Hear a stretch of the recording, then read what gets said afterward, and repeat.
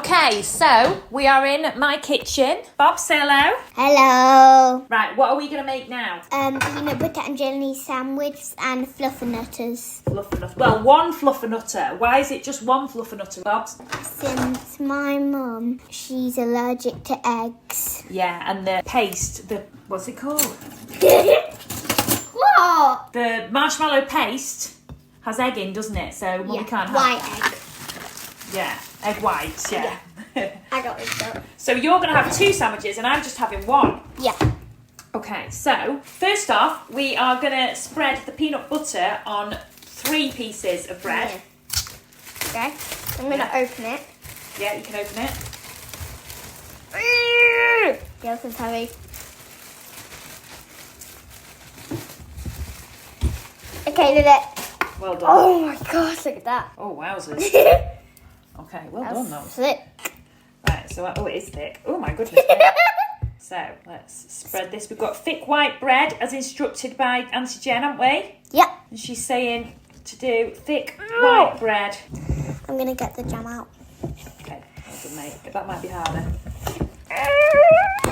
Oh, well done. Got a new skill Oh my here. god! This is so smelly. Is it smelly? Yep. It's really Nice smell or bad smell? kind of bad, kind of good. Right, okay. So, these are our peanut butters for the jam ones. Yep. Okay, so So can I do go the jam? Yeah, you can do the jam in a second. Okay. Oh my god. Right, so this is So for the fluffernutter, which I'm jealous that I can't try. So you'll have to really tell us what you think about it. Now, our setup is that Bob's is going to be downstairs with Daddy Yep. on Daddy's iPad, not iPad, Daddy's... Computer. Bob's is going to be downstairs on Daddy's computer, and Mummy's going to be upstairs on my computer so we can hear us all perfectly well. Okay?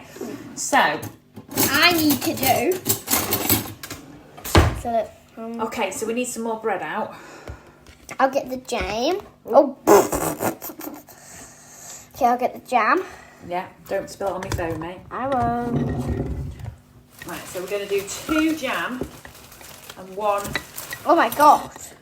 This looks jelly. Oh my goodness. Well, that's what they call... Do you know what they call jam in America? What? They call jam in America jelly. Wait, okay.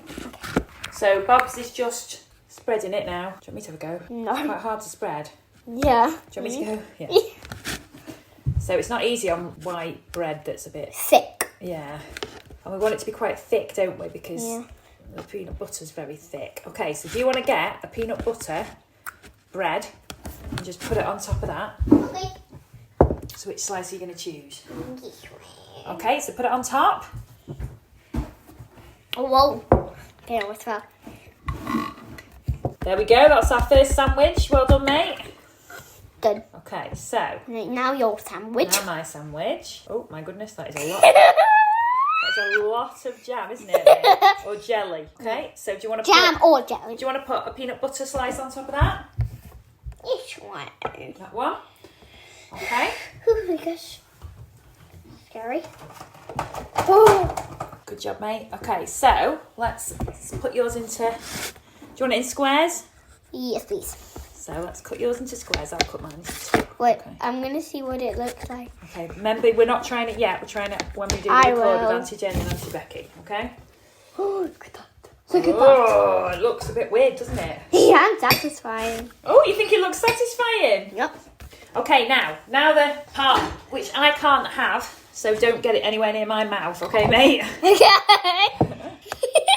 Right, Oh my so God. we need one more slice for you, Yep. and we're going to use that weird fluff we found that looks very strange because the only one we could find was a flumps one, so it's all really, really strange colours.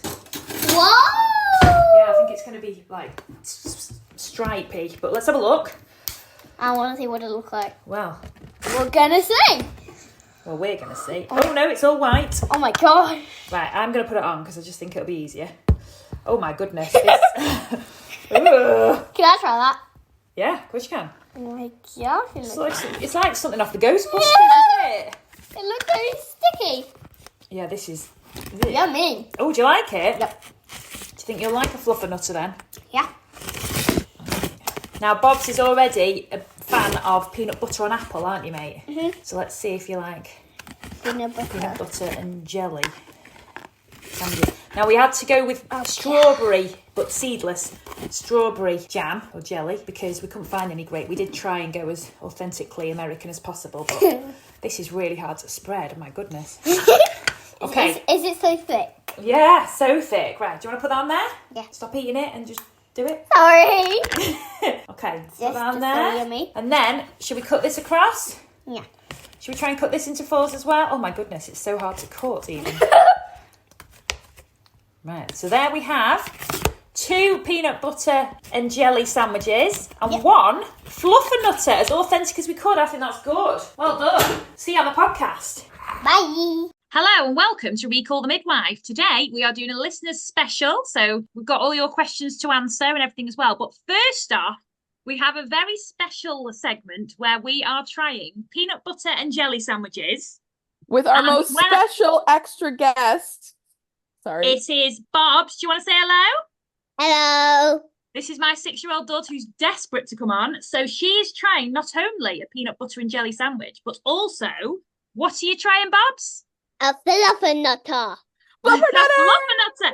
Now, do you want to tell us, Bobs, why I cannot have a fluffernutter? Because you are allergic to eggs. Yeah, and it's got egg whites in the actual fluff paste, which, by the way, it was so hard to put on the bread, wasn't it? But it was yummy though. Well, she's already tried it. She hasn't tried the sandwich. She just tried it with a finger. Yeah.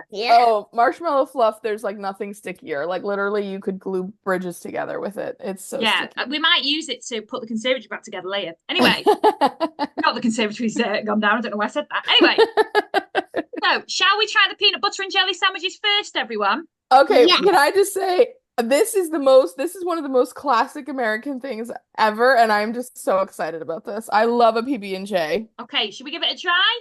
Yeah, here we go. It's a bit weird. This is the Bob's taste just of putting childhood. a finger up. Not a finger. That sounds really Her bad. thumb- Bob's her putting a thumbs thumb up. Thumbs up. This is childhood right here. Peanut butter and jelly is childhood. It's a bit weird, I'm not going to lie. It's a bit cloying. It's a bit. I've also got a toasted version. I've got 2 versions. Oh, I think your toasted one would be better, if I'm honest. Do you like it? Yeah. PB&J. You don't have to eat it all. I'm I gonna don't. eat It's it just. all. Or just one sandwich. Right. I feel like there's a lot. It's mainly just like eating peanut butter. Well, we put quite a lot of jam in there because the peanut butter was so thick.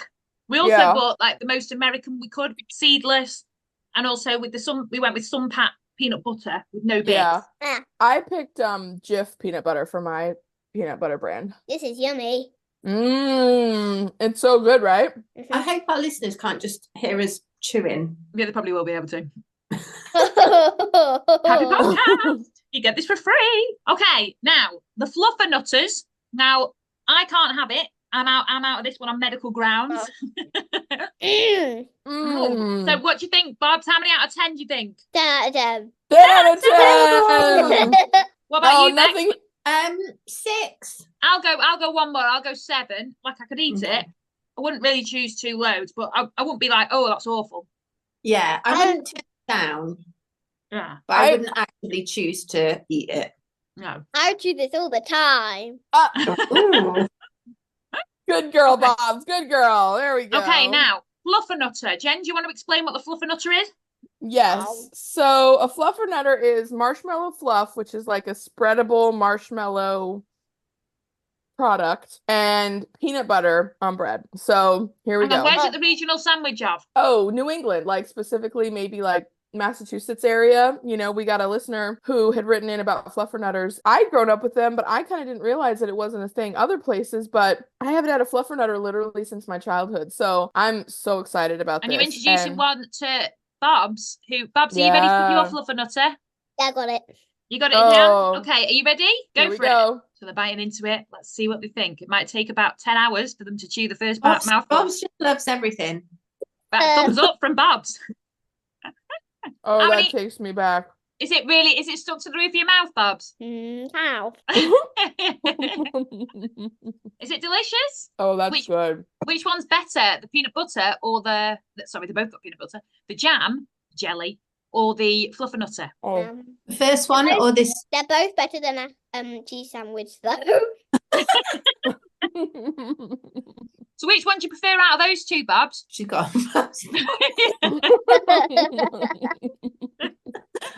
I think She clearly loves the fluffernutter. So which one, Babs? Jelly or fluffernutter?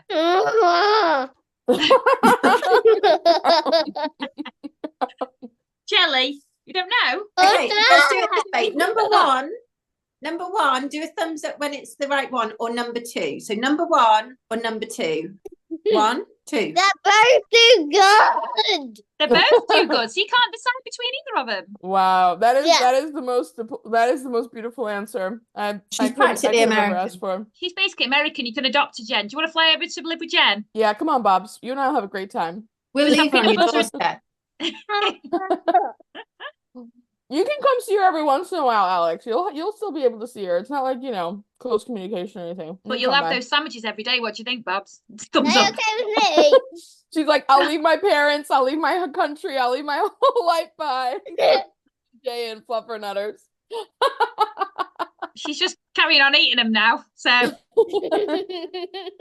Oh, Bobs, I Not love me. it. I love it. Babs, thank you so much for joining us on our podcast. You have done amazing. You are truly the Yeah. voice that we needed in this, the extra voice. Well, also, I couldn't actually do the fluffernutter challenge, and Becky didn't. So I just refused because I was like, that's a step too far. I want to make you a No, shirt but I that need says yours. Oh, see? Ah. ugh.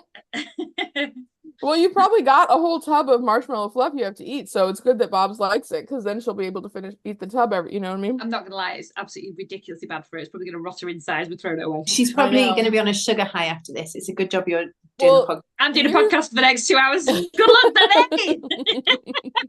Well, here's the thing about, like, which is better. So the fluffernutter is amazing, but it is like a very rich sandwich, and the marshmallow fluff the is like, marshmallow though in it. it has and see, I love marshmallow. Marshmallow is one of my favorite things. I absolutely love marshmallow. But the PB&J, because it's got the jam, it's like got the, that part of it. You can kind of eat it. It's easier to eat like more often because it's, See, I think that's a bit ridiculous, though, that a peanut butter and jam sandwich is one of the easier ones to eat. Like, it's so sweet and so cloying and so, sickly. God. I know, but when you're a kid, everything, like, I loved sweets as a kid. I still love sweets now, but, like, when I was a kid, I was crazy for sweet food. Like, I love sweets. And so, to me, a PB&J was just so perfect because it just tastes so good. And it's got the balance of, like, the nuttiness and the, kind of saltiness a little bit of the peanut butter, plus the jelly, and then the bread is everything. I mean, oh my God. My daughter is currently licking her hands completely.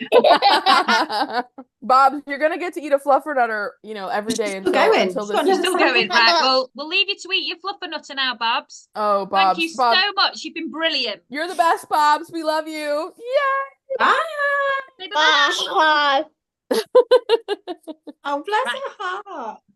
Oh my gosh, she is the cutest little girl. She has been so excited to do that challenge, but I can't tell you how long. Oh my God, we have to come up with another thing for her that she can join us down the road. You know what I mean? Can I ask a question? Why were we trying peanut butter and jelly sandwiches? I can't remember. Is it just because it's American? We I think started so. talking about PB&J for some reason on one of the episodes. Maybe and on then we this- just kind of latched on to Our listeners it. will know more than us, let's be honest. Yeah, exactly. I mean, I'm really glad. Like, oh my God, I didn't eat breakfast this morning because I was like, I'm gonna have peanut butter and jelly and fluffernutter, so this is my breakfast. Well, I only made half a sandwich because I'm having a roast dinner after this. So I was like, I can't. I need Good to enough. rein it in for the new year. I'm being so healthy after this, she says with a mouthful of peanut butter and jelly sandwich. Today's a day of gluttony, and then tomorrow we can all start living. Well, I our do real need to be healthy lives because it got me up this year, so I want to lose a bit of weight before that. I'm just trying to be good. Anyway, should we start? Let's Yeah. go for it. So we've got Heidi, not Heidi Tops, although maybe it is, who says she would love to hear about our Christmas and New Year traditions. Oh, Which I so think is obviously, I sweet. think mine and Bex's are probably going to be more British and yours are going to be American. You know what I mean? Like, I don't think What makes you think that? I don't know what makes me think that, Jen. So, but do you know what I mean? I think You they're guys going to be wanna more on a start? par, is my point. I don't think they're going to be so different. Mine and Very Bex's, similar. but Yeah. yeah. Yeah. Now, I've actually spent Christmas in America with Jen. Mm-hmm. New Year, yeah. Oh, it was such a good Christmas. That was so great. But I couldn't Yeah. believe when you didn't have turkey for Christmas dinner. I know. Wait, what do you have? Well, you don't have have turkey either, Alex. No, I don't have turkey, but I just presumed that in America everyone would have turkey. But I think they're all turkeyed out by Christmas from. Yeah. Well, I'll speak to that. Do you guys want to go first and kind of describe a British Christmas? Because I will say when we were talking a couple weeks ago about the Brussels sprouts, we eat Brussels sprouts over here for sure, but I don't think of Brussels sprouts as being a particularly like classic Christmas food. But you guys seem to think. Well, for you guys, it is what I understood. Well, for me, Christmas Eve was all about. I used to go to the pub every Christmas, New Year's Eve at night. For years and years and years. Now I've got a child, but I still go. But now I take her just for a little quick, quiet drink in the day, whereas normally I'd stay there all night.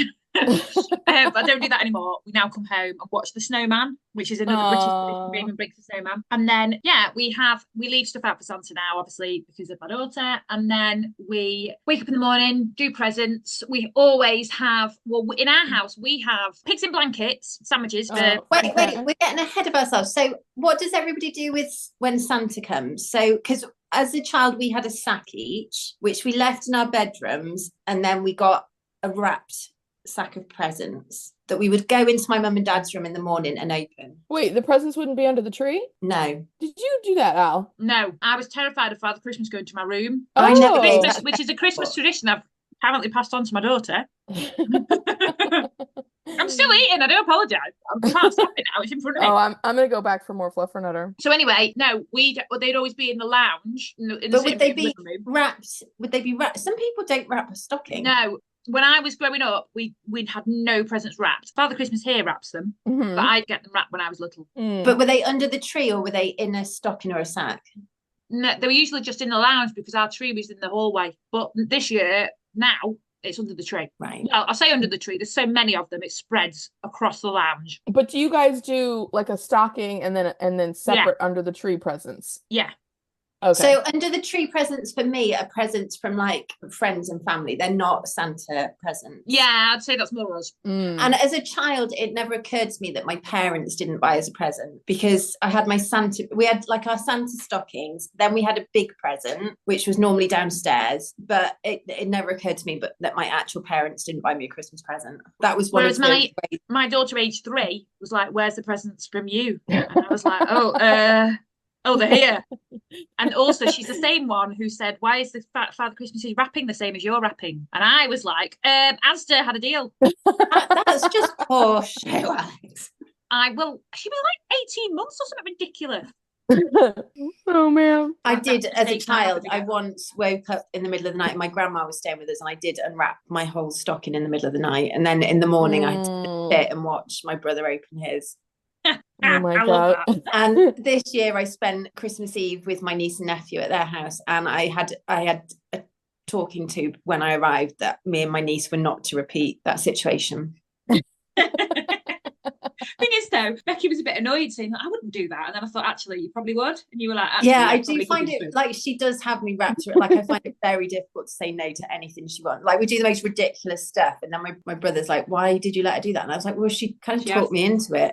Oh, well, but see, that's the true joy of being an aunt, or like in my case also like a grandma, because we had my nephews here and they're 2 for Christmas, and there's a lot of stuff that their parents would be like, "Well, maybe not yet, or not so much, or not whatever," and it's like, well, they wanted it, they asked for it, they wanted it. And I'll tell you who's criminal for that is my grandmother. Not my grandmother, my mother, who's their grandmother. Like I had made, so they're in this thing now where like they're really getting into like eating their own food themselves with like utensils and all that kind of stuff like that, and they're getting really good at it. But the thing that they love is to drink out of cups, especially grown-up cups. And so they do this to like, you know, their mom and dad too. But if one of us will make a drink that's like clearly an adult drink, you know, with like ice and the whole thing, and it's like a big drink or whatever like that, they're always like, "I want that drink," or "That's my drink," or whatever. And most of the time it's like, "Well, no, honey, that's my drink. Like, you know, I'll get you a different drink if you want something." But I made myself a big drink like one day when they were here, and I like stepped away for a second, like 5 minutes to go do something. I come back, they're both drinking out of my drink. And I was like, "Mom, what Mom, that's neat vodka." I was like, Mom, that's my drink. She's like, what? They said they wanted it. What was I supposed to do? I'm like, you literally could have said no.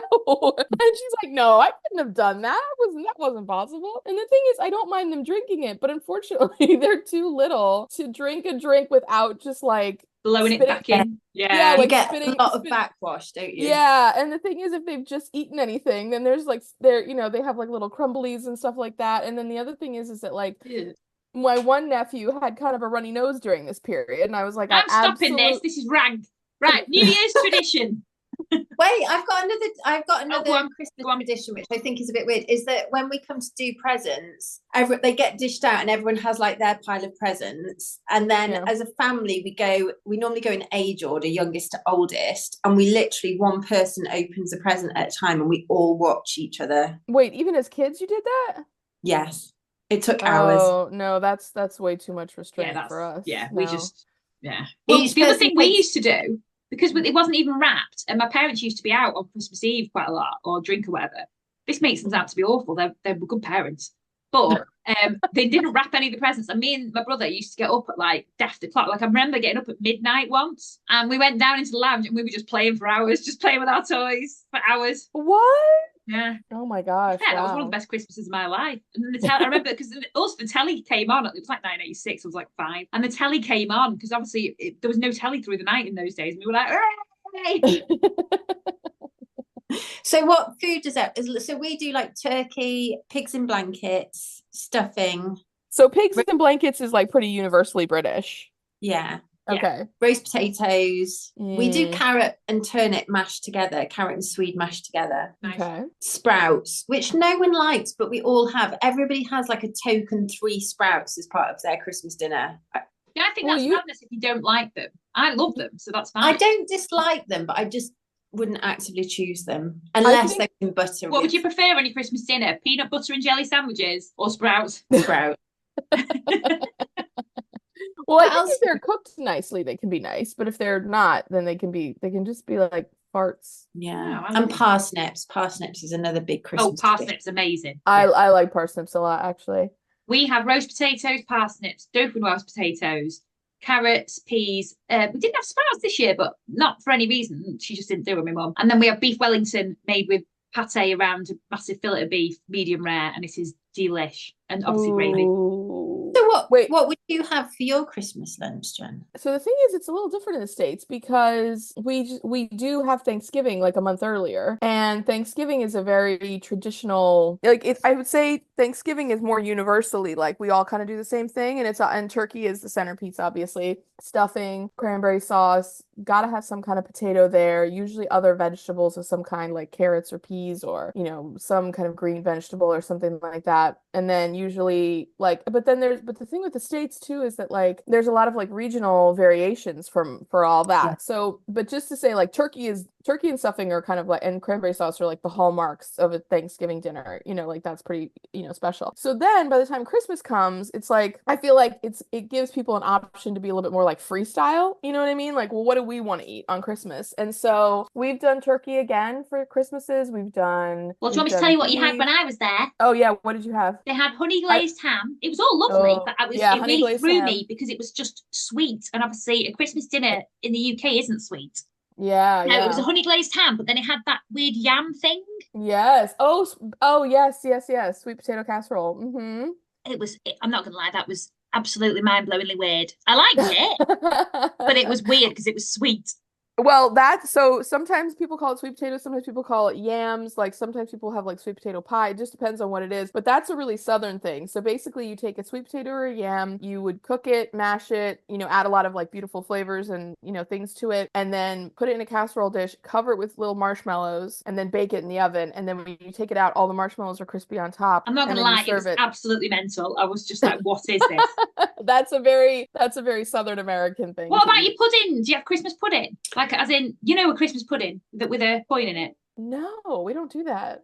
No, well, I'm not a fan of a Christmas pudding. I like, can't have it usually. Well, are so- you guys talking about the one that's like Yeah. like a boiled pudding with the sauce over top? Yeah. So that to me is so like my grandparents had a recipe for that, and my grandmother, my dad's mother, would make it, and it was like a thing that they did in their house. But that is such an old-fashioned thing to do. Almost no one does that. But we have that and a Yule log usually. And then my mum says both times, you can't have either of these. I'm like, thanks. We have sticky toffee pudding in our household. I've had that before I was badly allergic to egg. I had that and it was next level good.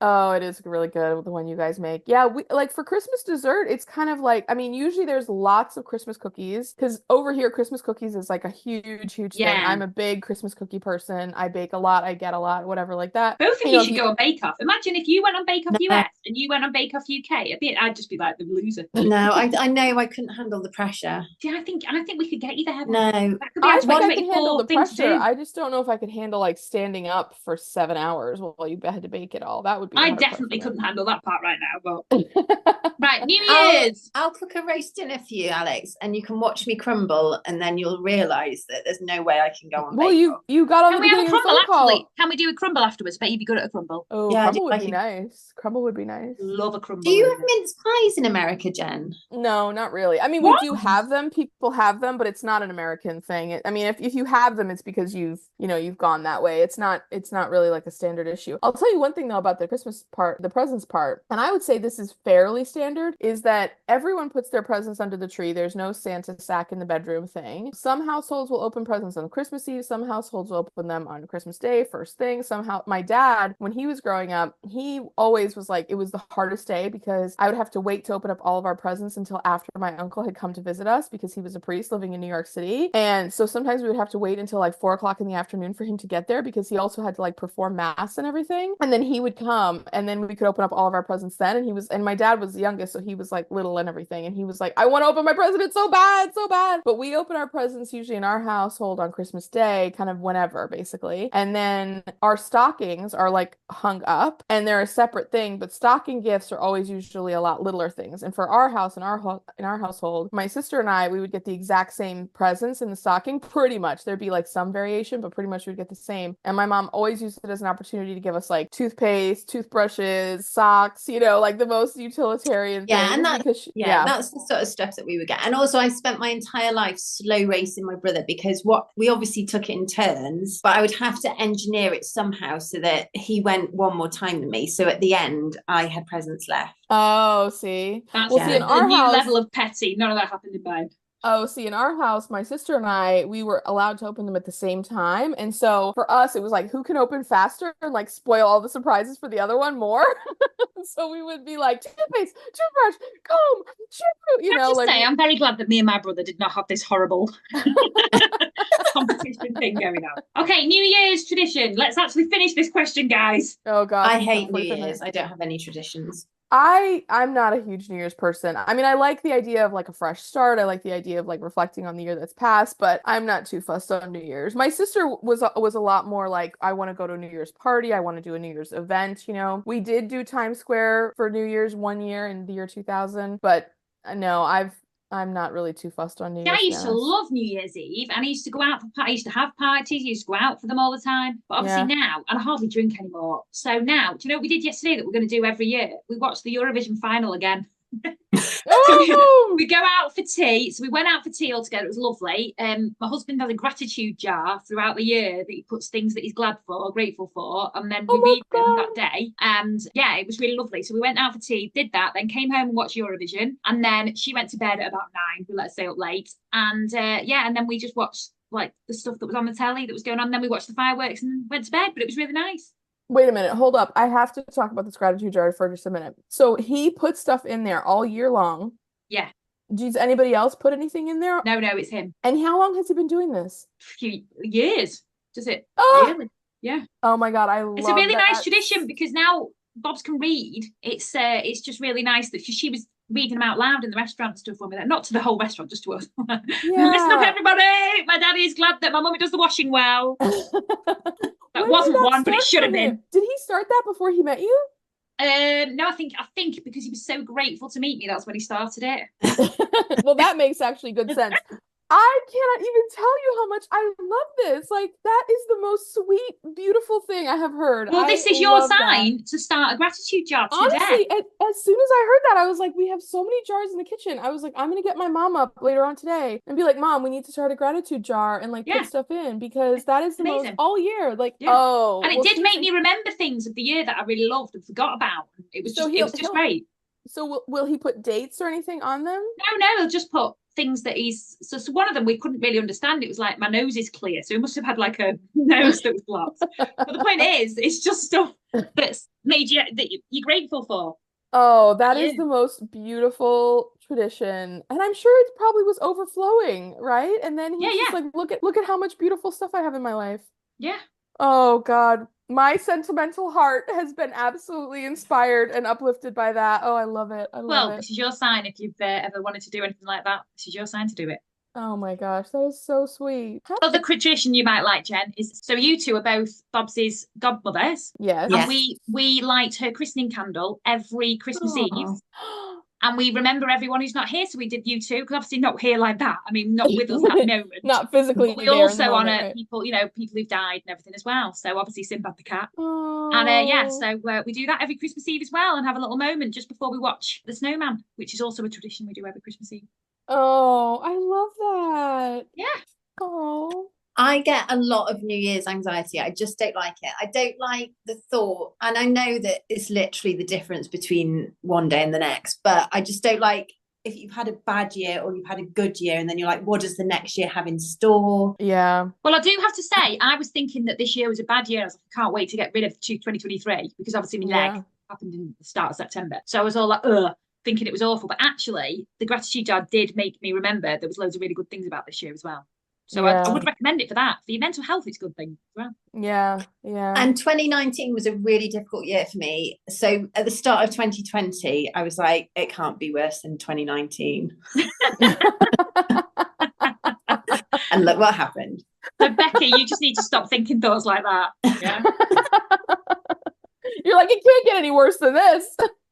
Well, just wait. Okay, so wait, I have one last New Year's tradition, and this is not about like, socializing, and this is very regional to certain parts of the United States. So I would say this is kind of like the southern United States, like all the way from, basically like mid-Atlantic down like across through maybe like Texas or something. Now, if other people do it in other places, that's great too, but this is kind of where I think of it. So, and I just actually got them started this morning, but for us, we make black-eyed peas on New Year's Day, and that's with Will.i.am. Yeah, exactly. And that is supposed to, like, if you eat the black-eyed peas, that will bring you good luck or like good experiences in the new year. So it's kind of a, thing we like to make peanut butter and jelly and fluffernutters sandwiches and eat them on a podcast. That's what we like to do on New Year's Day, isn't it, ladies? Very nice, very nice. Insight into behind the scenes of when we're recording this. Exactly. Okay, next question. So this is from Miller City Sam on Instagram. Hello, and thank you for your question. Hello. They say, specifically to season 6, you could react to some of the music. The toothbrush song that Sister Winifred and Christopher Dockrell play for their dental education class is then sung for a few seconds by Sheila as she joins Angela and Patrick in the bathroom. Or there are the songs that pair with certain moments of the show. It's instrumental, but sometimes just violins can make me cry. Now, I will say we touched a tiny bit on the music. We do need to, what I would love is an interview with someone who actually deals with the music in the show, because that would be absolutely amazing. But I do know they try and keep it to the time. But I did actually specifically do a bit of research on that song. Now, I grew up with that song. The toothbrush song. I don't remember it. You're the worst person to do a podcast on with stuff like this, on like old stuff, because you're Bex could never write a memoir, because she'd be like, I don't have memories of my previous life in she just texts us all the time. What happened when? Like other people could write her someone could write her biography, but she could never write an autobiography or a memoir. She'd be like, no. Wait, what? Well, we sung this song for years when you're brushing your teeth and stuff, but it was by Max Bygraves, and it was released in 1960. Oh, okay. So it's of the time it would have been released, but it was never actually like a single that got into the charts or anything, but it was on one of those records that kids just played it all the time. So my parents had it as a record. And that's why everyone just knew this song. So you're a pink toothbrush, I'm a blue toothbrush. Have we met somewhere before? No? Never heard that. I will say, looking at me like she's never heard that song in her life.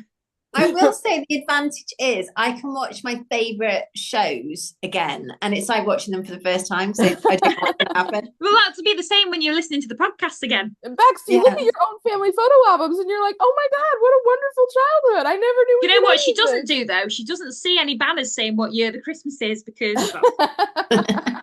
Okay, so Shelley DS on Instagram also says, love your podcast. I just want to hear one of you say, put it in the drawer, Sheila, again. So this is just for you.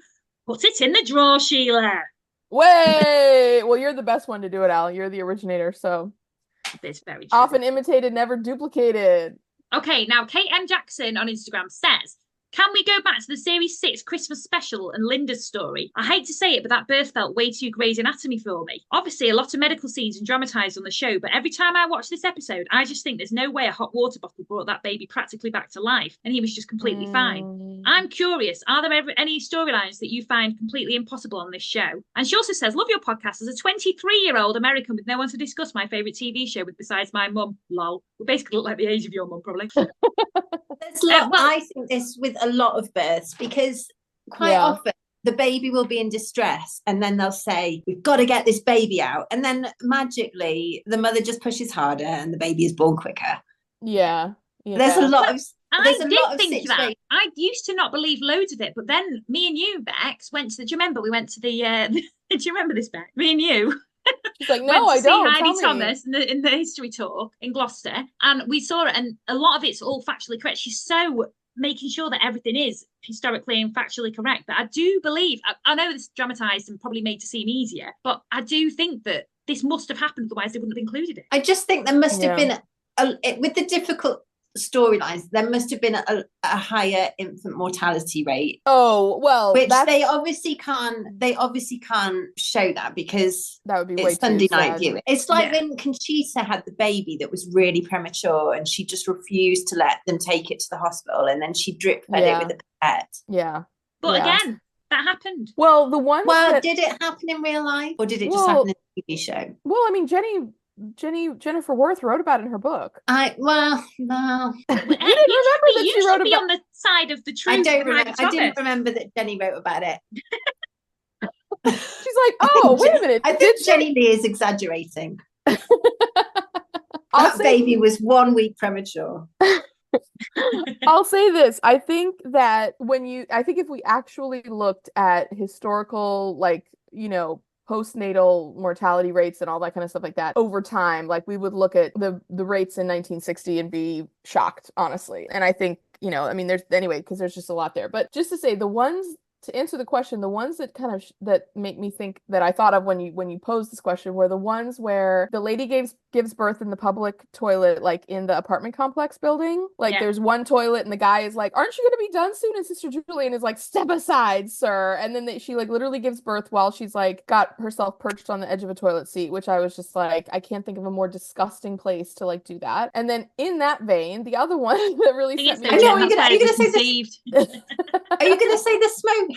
Yes, the Kippers, the Kipper house, where Trixie was literally holding back vomit every minute of it because she was and it was oh, just put some Kippers to the side, love, and we'll get on to it. I mean, are you freaking kidding me? Absolutely not. Just see, my problem is, since that talk, Heidi Thomas could tell me anything in this world and I believe it now. Well, I believe that it happened, but I mean, I would say this, I could believe that it happened, but I mean, now think about when we've all either had babies or been around people with new babies. It's you have to wash your hand before you touch the baby. You can't breathe around the baby. The baby has to have this. You have to boil the this. You have to do the this and everything. And it's there's so much, and yet these women are literally bringing forth the most vulnerable creature that exists into this world in the most disgusting, horrible place you could imagine, where germs are rife everywhere. And it's just well, okay, it just worked. We just kind of rubbed a towel over it and boop boop, and the baby's okay. Well, do you remember that one that had the soot all over it as well with Sister Evangelina? Yes, the ceiling caved in a minute after she gave birth in that episode. That was the first or second episode. Yeah, I thought the baby. But I still think, even with our childhoods, I grew up eating soil as a child, so I just think this is where your mum messages us that she did not. No, we've got photos You're like, of nope, me that with, never like, happened. there is photographic evidence of this. So I just think even as a child, we were a lot grottier than children these days. Well, and I will say I this. don't know. Like, You just saw my daughter licking her fingers after that. Fluffernutter. I don't know. I mean, I think the thing with the Selwyn and Linda baby is that Sister Julian does make a comment after Valerie gets back to Nonna's house of like, oh, she didn't realize X thing, or she should have done this thing when she was there, and it would have been better for the baby. But we're here now, so we're just gonna deal with it now, basically. So I'm not sure. I can't remember exactly what she said, but I mean, I think there was the implication that Valerie didn't do something that she maybe could have done at the moment, like on site, that could have helped as well. But I thought also, that the lungs hadn't filled, but then she did fill them, but didn't realise, and then yeah. Well, but also to be pedantic, that hot water bottle, I know the baby was wrapped in a towel, but then that water bottle was directly on top of the baby. Like, hot water bottles are hot. Like, I think scientific. As the name implies, yes, you're right. No, but it's like No, I know what you mean. I'm joking. Yeah, they're in a colour for a reason. I think that baby would be scalded. Well, again, I mean, it's just these kind of wild, really, really wild stories. I mean, so I don't Kate, know. that answers your questions. There's a lot we don't believe, but I believe everything. Although, just to add to this, I think Selwyn and Linda would have frozen to death in that caravan long before she gave birth, because that could not have been warm. No. Well, and look, the show definitely covers some of it, but I mean, and we've talked about how the hospital system is starting to invade Poplar's, maternity ward and, the clinic and all of that kind of stuff, and how it's like we're lamenting like the loss of that kind of community care and all that kind of stuff like that. But hospitals and sterile environments and regulation laws, like all of those things have given us a lot of benefits in terms of, health outcomes and successes and everything. And even though we all feel very connected to Dr. Turner and Sheila and all of that kind of stuff like that, they're not wrong. Like, there is a good reason why we went that way, and health outcomes have been affected positively. And by mostly that, so. because of Trixie's horrific explanation to Linda and Selwyn as to what happened. If you're in a hospital, you won't have that horrific explanation. Awful. Anyway, right, next question. We've had a question from Erin. Thank you so much. She says, as a US listener, I'd love to know what Poplar is like today. I have no idea what kind of area it is. I spent a summer in London in 2022, but if someone gave me $1 million, I couldn't tell you what part it was in. We were in Stamford Street, across the Thames from Parliament, just down from London Eye. Can't imagine that's close to where the Blitz took place, but I don't know. Thanks, friends. Oh, friends, love it. Now, I actually gave this job away because I am the world's worst geography. I'm so bad at geography. So I gave it away to someone who is good at geography. I gave it to them. There we go. And I just had to Google it because I didn't know. Talking yourself up there, carry on. Yeah, so Poplar is now, so it's part of East London, which we know. It's now the borough of Tower Hamlets. So I think if you were doing touristy London, I don't think it's an area that you would stumble upon. Yeah. But they talk about going to the London. So the London is the Royal London Hospital, which is obviously still there. So if you look at a map of London with the river going through it, and you get kind of the horseshoe of the River Thames, Poplar would be north of the river to the top left of the horseshoe. Right. Can you take a photo and send it to us? Yes, I will. Okay. And then, so the area now, and then north of this area, you've got like Bethnal Green and Hackney, which I think Hackney will probably be familiar to. Oh, yeah. And it's near Shoreditch. It's all that sort of area. But I did look on Rightmove, and the warehouses, which obviously some of them are being torn down because of bomb damage. But if you were to buy an apartment in one of the warehouses, which have now been converted, you're looking at £3 to £4 million. Wait, what? Oh my goodness. Yeah. So one of the warehouses where like the men would have worked, they've been converted into homes, and now they're £3 or £4 million. Yeah. So a lot of those, where they've not been torn down, a lot of those have been converted into flats. See, a lot of London's been gentrified, hasn't it, though? Like loads of places there. Yeah. Because it's just such a massive sprawling place now. People obviously need to move to where it's, I was about to say where it's affordable, but that is not affordable for us. Well, on your thing that you sent us, there's a little drop pin that says the Museum of the London Docklands, which is so fascinating because, I mean, obviously we know how big of a part of the show that is in terms of like men working and what livelihood they had and really the engine of that economy at that time. Oh, and this is where the Isle of Dogs is. Now, I actually sent that because that's Rotherhithe is actually where Max Bygraves, who sang the Toothbrush song, was born. So I wondered if they put it in because he was from around that area as well. Oh my god. And That you've was probably also, a very happy accident. in that area, you've also, I noticed the Museum of Jack the Ripper. Lovely. Oh, so wait, is the Jack the Ripper stuff around here as well? Yeah, it would have been in that's that area. Whitechapel, right? So just over.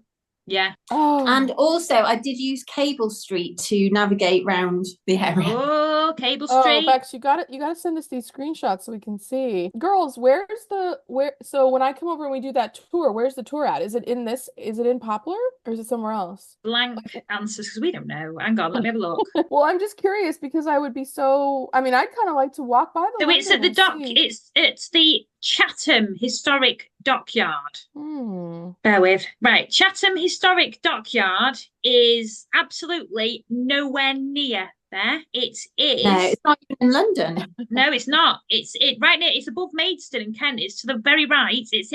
It's literally in Chatham. Well, near Gillingham in Kent. No, is that Kent? Look at my terrible geography. Yeah, because it's near Maidstones in Kent, isn't it? Yeah. So yeah, it's there. So it's nowhere near. It's not actually based anywhere near the actual real Poplar. So we've actually run out of time on that one, ladies. So we're going to have to do a part 2. So thank you so much for everyone for listening, and we'll see you in part 2. Well, and just to say, we're excited to go to Poplar when we're all together again. Huh? These are great questions.